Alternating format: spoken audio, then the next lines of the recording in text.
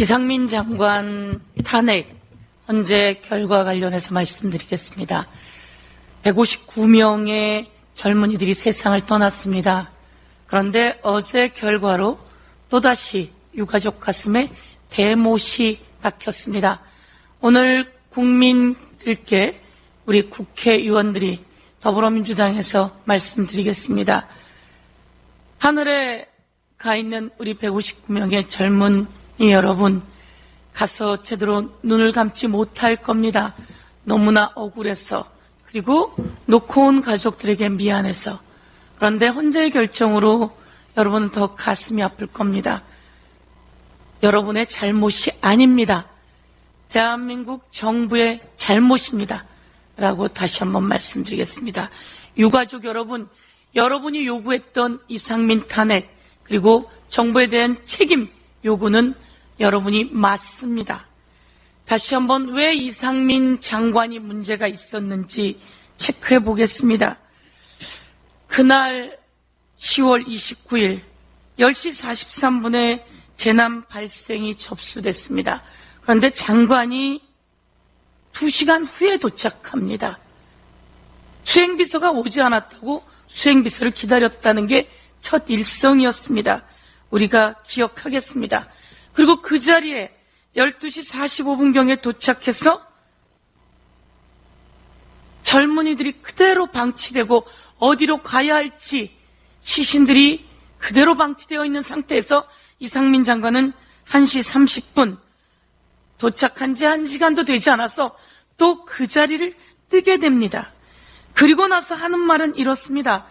경찰이나 소방 인력이 미리 배치되었어도 해결된 문제가 아니었다. 경찰과 소방이 거기서 폴리스 라인만 쳤어도, 세이프 라인만 쳤어도 그런 일은 일어나지 않았습니다. 그럼에도 불구하고 이상민은 그렇게 발언했습니다. 그리고 국정조사에서는 제가 놀고 있었겠습니까? 이미 골든타임은 다 지났습니다. 라는 식의 발언들을 해가면서 책임을 회피했습니다. 이상민 장관을 탄핵한 것은 국민이 알고, 그리고 모든 사람이 알고 있습니다. 그런데 대통령실과 여당만 모르고 있습니다. 이상민 탄핵 심판 받은 이유는 모든 국민이 알고 있습니다. 유가족 여러분, 힘을 내십시오. 저희들과 국민이 여러분과 함께 하겠습니다. 행정안전부가 국민 불안부가 되어서는 안 된다. 다시 한번 그 죄를 열거해 보겠습니다.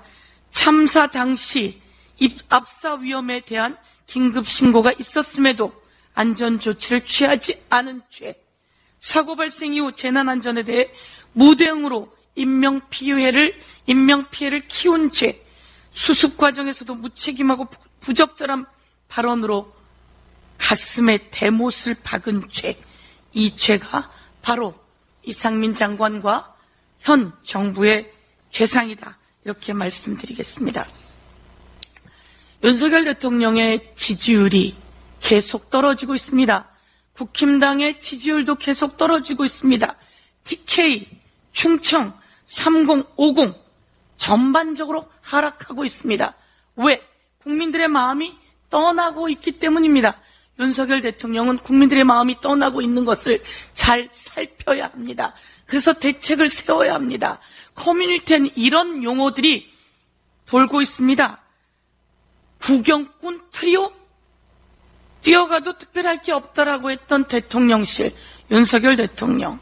재난재해가 대한민국에서 크게 일어나고 있는데 뛰어가도 특별히 할 게 없었다고 했던 대통령실. 구경꾼 1입니다. 구경꾼 2. 충북도지사입니다. 김영환 충북도지사. 제가 간다고 해도 달라질 것이 없다라고 했던 구경꾼 2. 그리고 다시 한번 이상민. 경찰이나 소방 인력을 미리 배치함으로써 해결될 수 있는 것은 없었다. 골든타임은 이미 지나버렸다라고 했던 구경꾼 3. 커뮤니티를 중심으로 구경꾼 트리오의 이야기가 있습니다. 국민이 준 세금을 받고 주요한 위치에 갖고 그 월급을 받는 사람이라면 이 일들을 제대로 해야 하는데 그렇지 못하고 있는 것에 대해서 국민이 마음이 떠나고 국민의 민심은 파도가 되어 윤석열 대통령, 이상민 장관, 그리고 국힘, 김영환 충북도지사, 원희룡 장관 등 모두에게 휘몰아치게 될 것이다. 이렇게 경고하겠습니다. 이상입니다.